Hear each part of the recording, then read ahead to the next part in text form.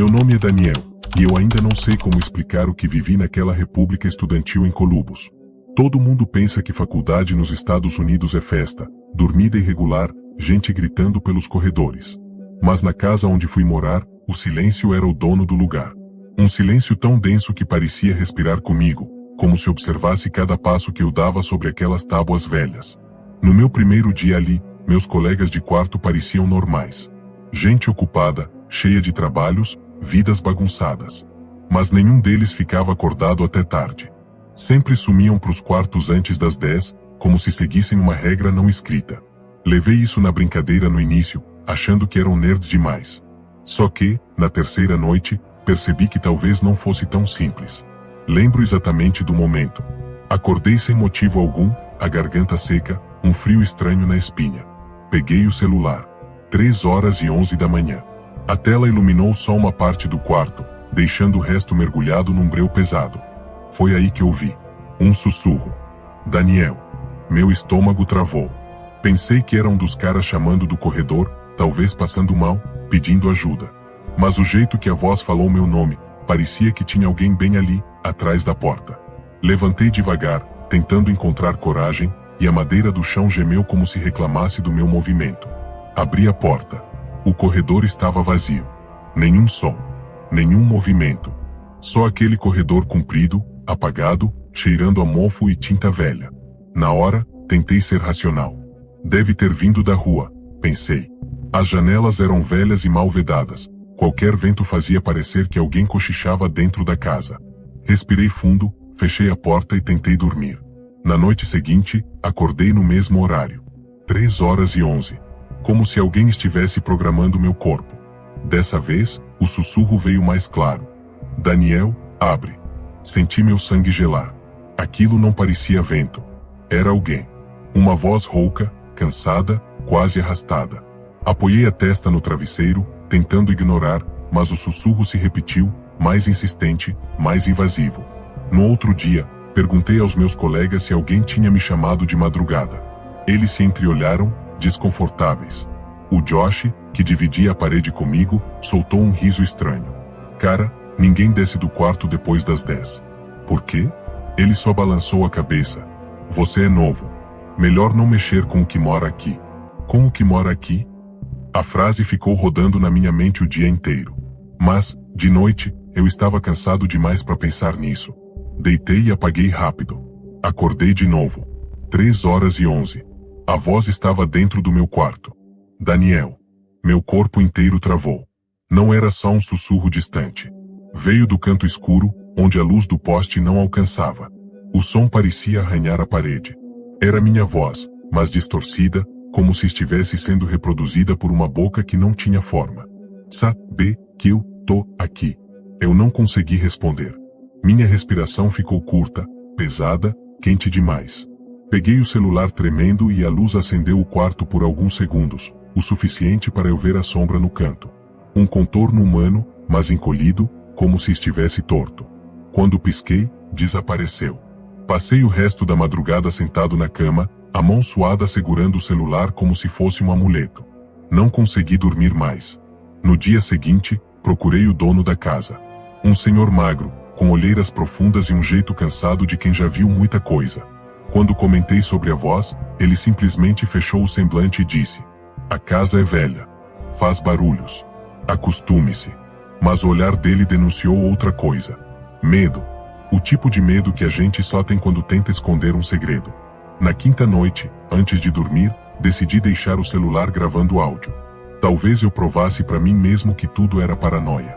Talvez eu conseguisse capturar alguma pista do que estava acontecendo. Acordei, claro, às 3h11. A voz estava mais perto. Muito mais perto. Daniel, olha para mim. Eu não olhei. Não tive coragem. Mas ouvi passos. Um arrastar leve no chão, como unhas raspando na madeira. Quando o sol finalmente nasceu, minhas pernas tremiam tanto que quase caí da cama. Peguei o celular para ouvir a gravação. O arquivo tinha 3 horas.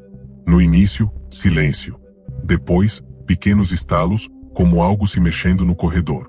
E então, aos 3h11, o áudio captou claramente. Daniel, eu aprendi sua voz. Agora você não precisa mais falar. Meu coração disparou. Eu teria apagado o arquivo, quebrado o celular, saído correndo. Mas fiquei ali, congelado, ouvindo o resto. No final da gravação, havia algo pior. A voz começou a rir. E a risada era idêntica à minha. Idêntica. Como se uma versão de mim estivesse ali, no quarto, do outro lado da escuridão.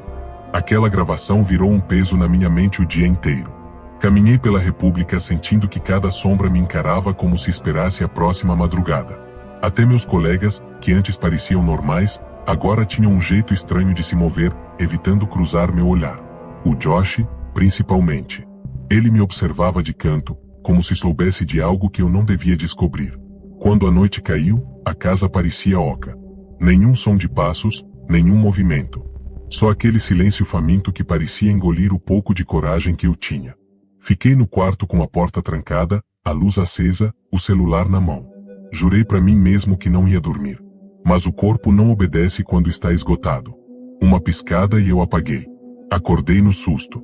Olhei o celular. 3h11. A luz que deixei acesa estava apagada. Não apaga assim, murmurei, com a voz falhando. O quarto estava escuro demais, um breu espesso, como se a escuridão tivesse sido colocada ali à força. Tentei levantar, mas um peso gelado pousou no meu ombro. Não era mão humana. Era algo leve, mas firme. Como dedos longos demais. Minha respiração falhou. A voz surgiu atrás de mim, e agora não era sussurro. Era clara, limpa, com o meu tom, meu ritmo, minha respiração. Daniel, você deixou a porta aberta. Não deixei. Eu sabia que não deixei. Eu conferi 3 vezes antes de dormir. Eu entrei, a voz continuou. Você dorme fácil demais, sabia? Meu estômago revirou. Aos poucos, meus olhos se acostumaram ao breu. E percebi que não estava sozinho no quarto. Algo estava agachado ao lado da minha cama. Não dava para ver o rosto. Só um contorno retorcido, como uma pessoa dobrada em ângulos impossíveis. Parecia estar olhando para mim, mas sem cabeça. Ou talvez a cabeça estivesse virada pro lado errado. A criatura, se é que posso chamar assim, ergueu o corpo devagar, como se cada movimento rachasse o ar.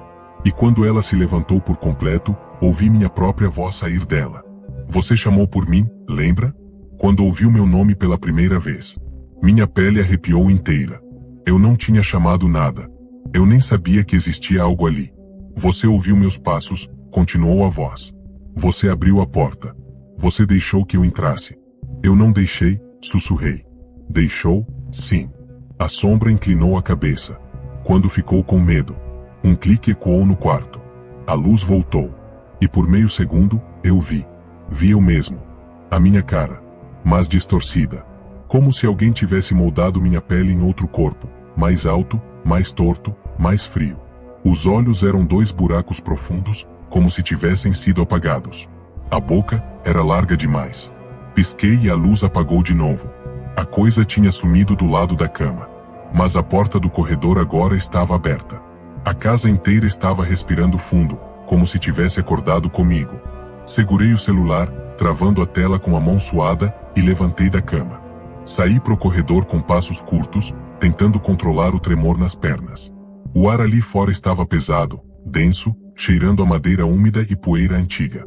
E então ouvi algo vindo do quarto do Josh. Risos. Os risos eram iguais aos meus. Empurrei a porta devagar. Dentro, o quarto estava completamente vazio.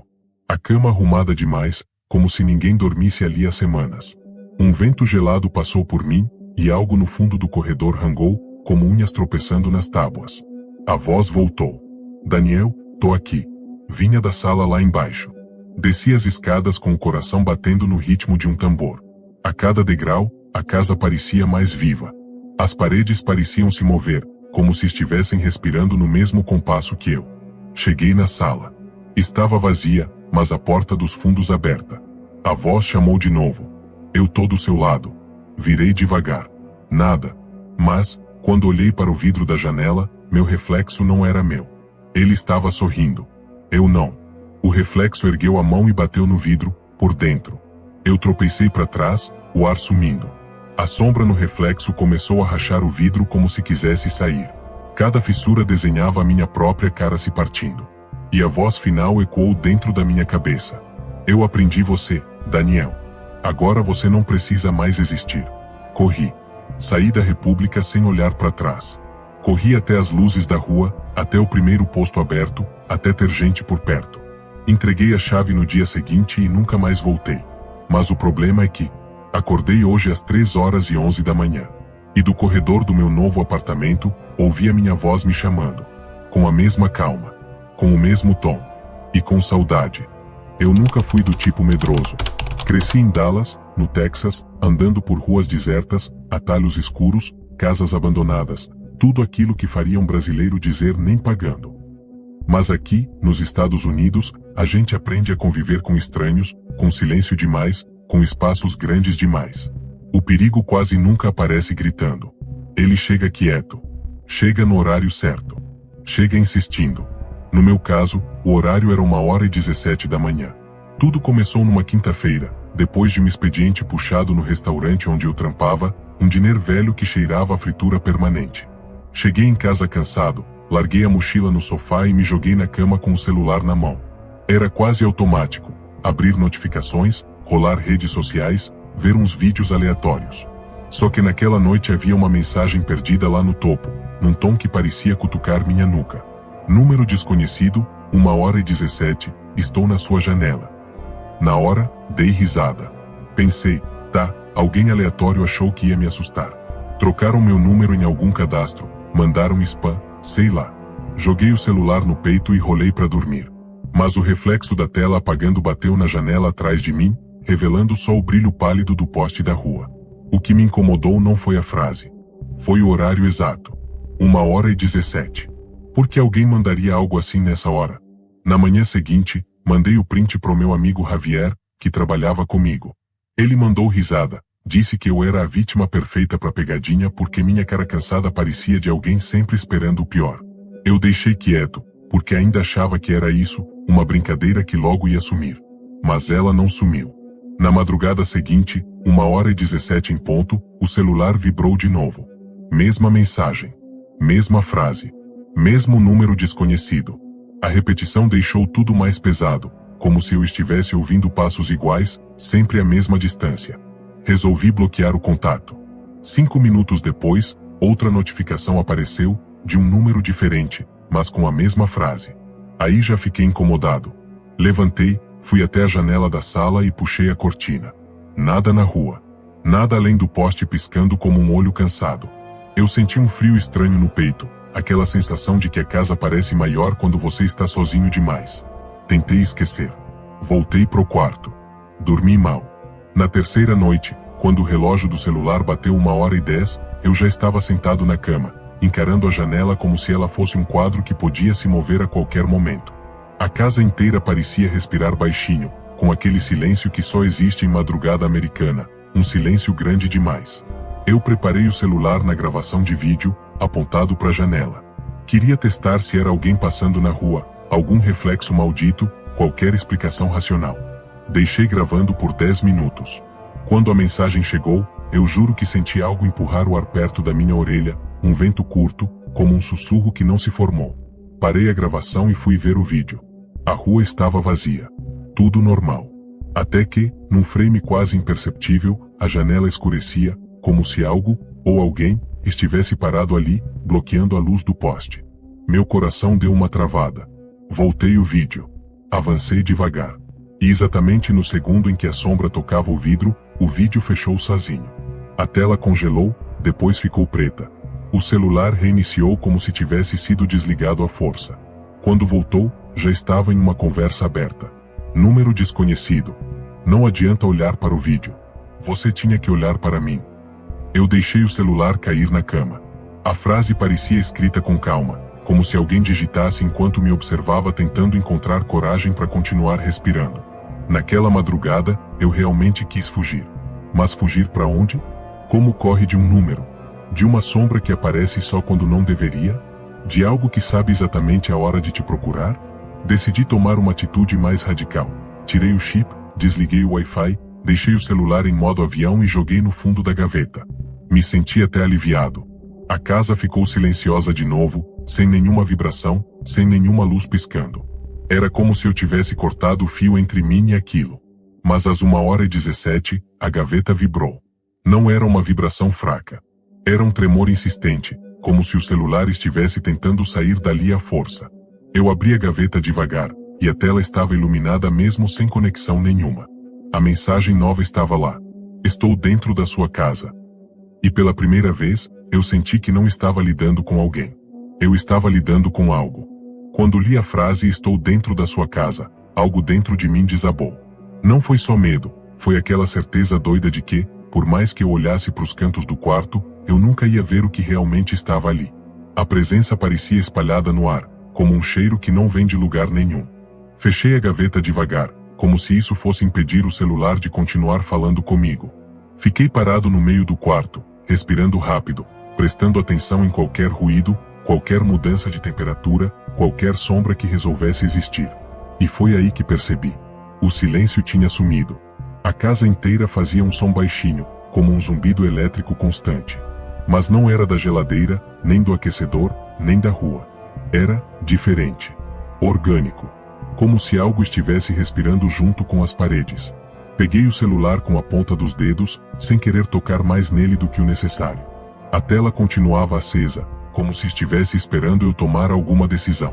A luz branca refletia no meu rosto e no espelho do quarto, e foi aí que meu estômago virou. No espelho, atrás de mim, havia uma silhueta que não estava no quarto. Um contorno alto, magro, parado como um desenho mal apagado. O poste da rua iluminava a figura com uma luz doentia, como se estivesse tentando revelar, sem conseguir, o que exatamente estava ali.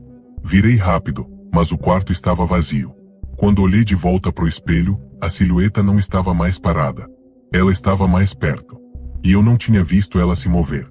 Meu corpo travou. E o celular vibrou na minha mão, me arrancando do transe. Número desconhecido. Não adianta virar. Larguei o celular no chão. Ele bateu com um estalo seco, mas não apagou. A tela continuava lá, iluminando o carpete, como um olho esperando meus próximos passos. Eu precisava sair. Abrir a porta.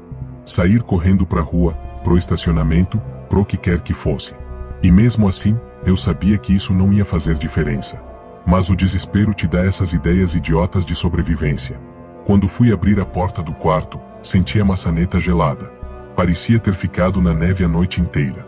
E o ar do corredor, quando a porta se abriu, estava mais frio ainda, quase como uma madrugada de Nova York em pleno janeiro, só que eu morava no Texas. Aquilo não fazia sentido. Caminhei devagar, passando pela sala escura.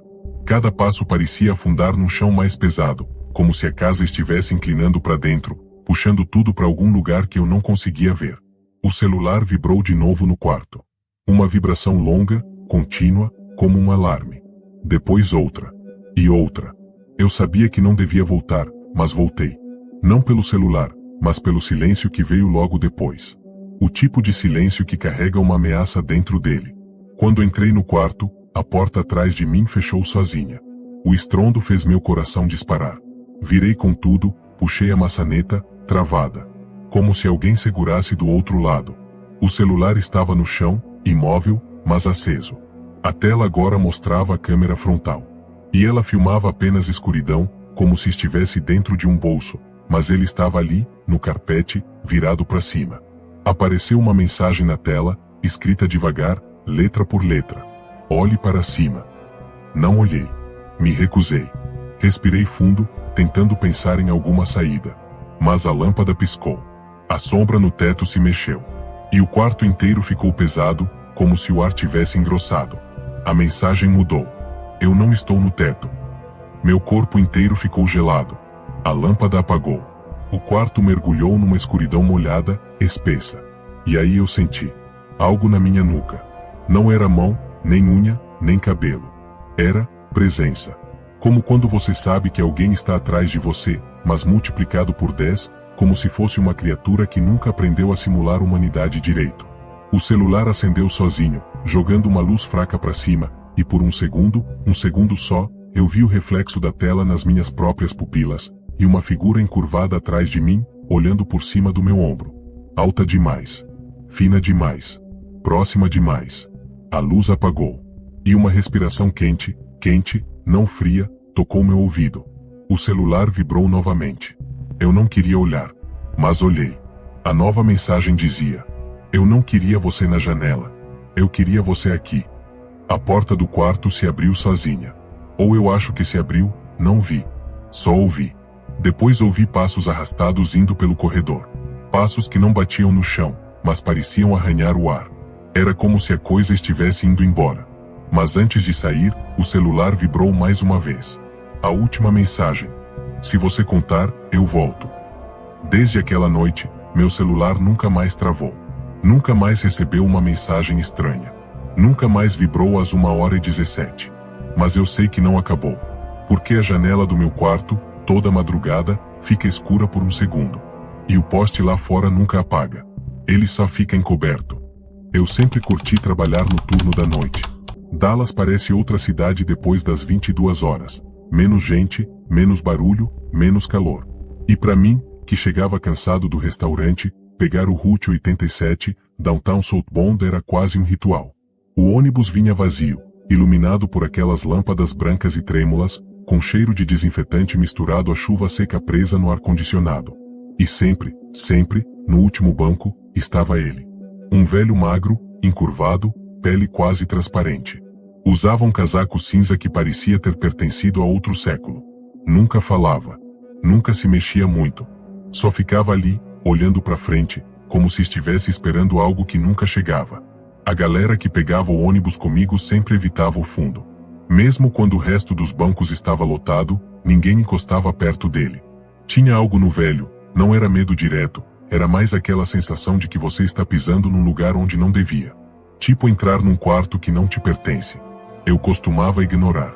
Mas teve uma noite específica, em que a coisa mudou. O turno tinha sido pesado.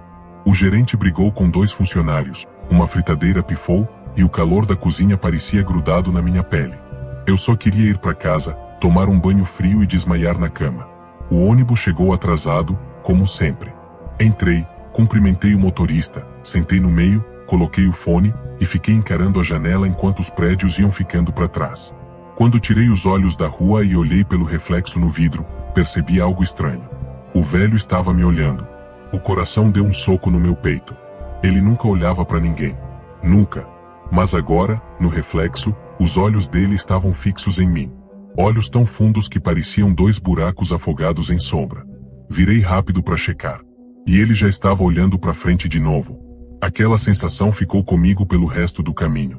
O ônibus balançava, rangia nas curvas, mas parecia que tinha uma pressão diferente dentro dele, como se faltasse ar. O resto dos passageiros parecia inquieto também, trocando olhares breves, segurando as mochilas com força. Até o motorista dirigia mais lento, como se estivesse pisando em um terreno invisível. Chegando no meu ponto, quase levantei, mas algo me segurou. Não fisicamente.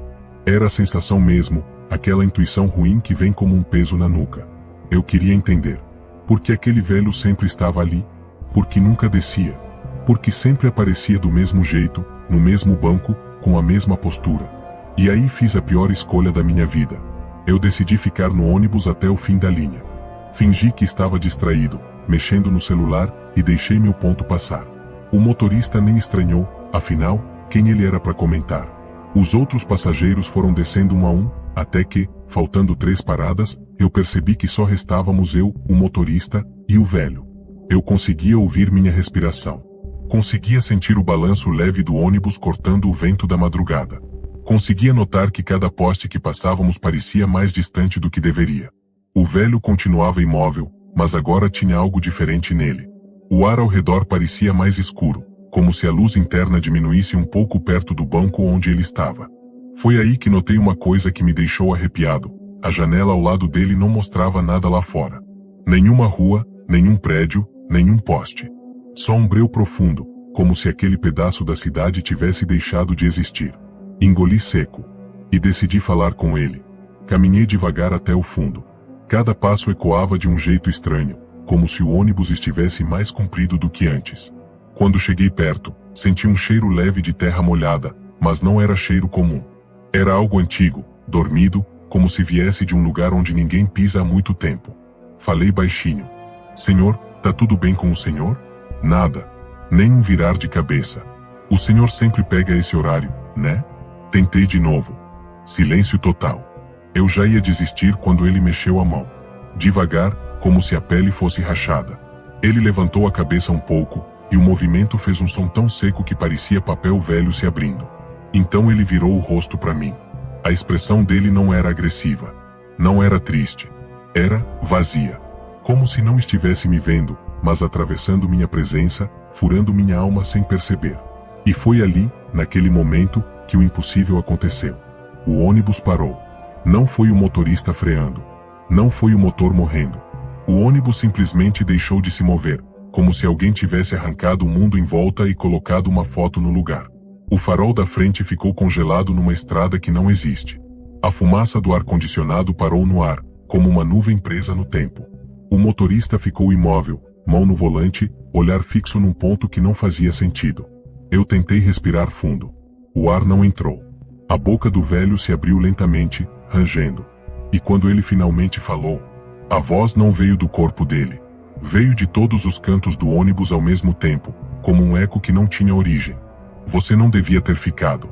A frase fez o ar vibrar, como se a própria luz estivesse tremendo. Quando ele fechou a boca, o mundo voltou a se mexer, de repente, com um solavanco violento. O motorista se assustou, olhou pelo retrovisor, me viu no fundo e gritou: "Ei, você não devia estar aí atrás." Sim, a mesma frase. Eu tropecei, saí correndo e toquei no botão de parar. O motorista abriu a porta com pressa, quase jogando o ônibus pro lado. Eu desci tropeçando na calçada, com o coração batendo fora do ritmo. Quando olhei para trás, o velho não estava mais lá. O banco estava vazio. Impecável. Como se nunca tivesse sido tocado. O motorista fechou as portas e foi embora acelerado, sem olhar para mim. E desde aquela noite, o último banco do Route 87 continua vazio. Me esperando. Eu não lembro de ter gritado. Acho que só pressionei as mãos contra os próprios ouvidos quando aquela voz impossível escapou da boca do velho pela primeira vez. Não era um som, era como se a fala dele escorresse entre tudo que existe, dissolvendo o que chamamos de realidade. E então, o mundo apagou. Quando acordei, ainda estava dentro do ônibus, mas não o ônibus como eu conhecia. As luzes estavam fracas, pulsando como lâmpadas dentro de um túnel inundado. O ar parecia líquido, denso, pesado. E a minha visão parecia afundar e emergir ao mesmo tempo. Os bancos estavam lá, mas esticados, longos demais, como se tivessem sido puxados por mãos invisíveis. Tudo vibrava num ritmo lento, quase respirando. E o velho ainda estava no último banco, me encarando. Mas agora eu via o que não tinha visto antes. Ele não piscava. Nem precisava. A pele dele tinha um tom cinza profundo, sem brilho, como algo que nunca deveria ter sido exposto à luz. Cada ruga parecia cavar mais fundo que a anterior, indo além da pele, como fissuras num poço sem fundo. Quando ele abriu a boca pela segunda vez, o ar ao meu redor tremeu. Você ouviu? A voz chegou primeiro dentro da minha mente. Só depois ela arranhou meus ouvidos. Soava velha demais, como se tivesse sido usada poucas vezes ao longo de séculos, e cada uso rasgasse o próprio tempo. O que você é? Sussurrei, minha voz se quebrando como um vidro mal colado. Ele inclinou a cabeça, num movimento lento demais, como se estivesse descolando a nuca de algo invisível. Ou não sou nada, ou sou o que restou. O ônibus estremeceu. As janelas começaram a escurecer. Era como se do lado de fora não existisse rua nenhuma. Nem cidade. Nem noite. Só um breu espesso, sólido, que batia contra o vidro como se tentasse entrar. Onde estamos? Perguntei. O velho deu um meio sorriso. E foi aí que notei, havia algo movendo-se dentro daquele sorriso. Algo que se contraía, como se a boca dele tivesse mais camadas do que deveria. No intervalo. A palavra ecoou. O intervalo. E então eu percebi o que estava errado. O ônibus não estava parado. Estava parado demais. Sem som, sem vibração, sem vida. Como se o tempo tivesse sido arrancado dali. Por que você me trouxe aqui? Minha voz falhou quando a sombra do corredor se mexeu. Não era sombra. Era a própria luz cedendo, dobrando. O velho apontou para mim com um dedo trêmulo. Por que você escutou? Ele respirou, mas não era respiração. Era um suspiro de vento morto, uma memória de ar. Eles não escutam. Eles passam. Eles seguem. Mas você ouviu. De repente senti algo puxando meu peito, como se mãos invisíveis estivessem vasculhando minhas lembranças, procurando algo. Eu só quis falar com você, tentei argumentar, tremendo. E por isso está aqui. Ele pareceu ficar maior. Não fisicamente, mas presente. Como se ocupasse mais espaço do que cabia naquele corpo. O breu pressionando as janelas começou a rachar, como se estivesse furioso. Toda noite, alguém tenta me ver. Mas você tentou me entender. E isso tem um preço. O interior do ônibus entortou. Os bancos se alongaram ainda mais. O chão parecia amolecer sob meus pés. Eu não quero isso. Gritei. O velho abriu a boca e o mundo vibrou. O som que saiu não era humano. Não era compreensível. Era um comando antigo demais, destinado a viajantes de eras que não lembramos. A escuridão invadiu o ônibus, mas não como algo que entra. Foi como se ela estivesse sempre ali e finalmente tomou coragem de se revelar. Ela avançou sobre mim, gelada, faminta, abrindo-se como boca sem dentes. Volte, disse o velho, com esforço. Mas lembre-se, agora você conhece o intervalo. E ele conhece você. O breu explodiu em direção ao meu rosto. E então acordei na última parada da linha, de madrugada, sozinho dentro do ônibus desligado. O motorista jurou que eu tinha dormido o caminho inteiro e que o último banco estava vazio, como sempre. Mas hoje, quando peguei novamente o ônibus da noite, só por curiosidade, dei uma olhada rápida para o fundo. Não tinha ninguém lá. Só que, enquanto eu descia, ouvi, pela primeira vez fora do intervalo, uma voz rouca, vinda de trás. Ouviu, de novo? E o ônibus tremeu. Como se tivesse prendido a respiração.